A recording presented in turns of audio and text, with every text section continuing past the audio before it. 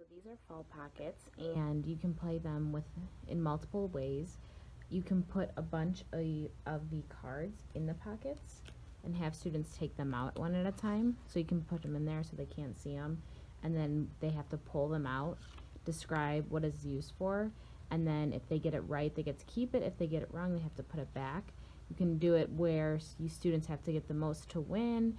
You can make multiple copies of the cards and then have them try to find their matches by going in different pockets, which students like. You can play it differently where you put all the cards face down in the middle.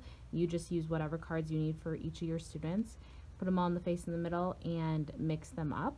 Have students one at a time pick them up, place them in the correct card or in the correct pocket. So if you're playing he, she, they place them in the correct pocket. If they're right, they get to leave it in there.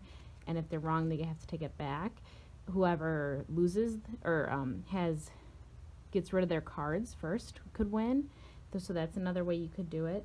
You could have students have their own pile in front of them. So if you have students working on multiple goals, each student has their own pile in front of them. So this would work specifically for articulation. So if some students are working on T, some students are working on D, you can give each student their own sounds in front of them. They have to pick up a card, turn it over, and then they have to say their sound 5 times before putting it in. Or for the articulation one specifically, for example, these are two of my packets.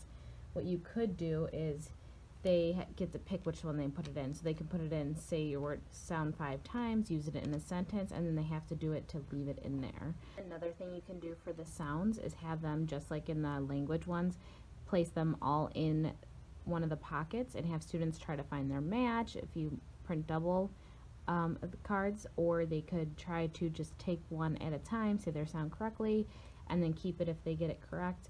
Or another way to have students start to differentiate their sounds is to mix a pile of sounds together. So you can have some T sounds, some D sounds, some N sounds.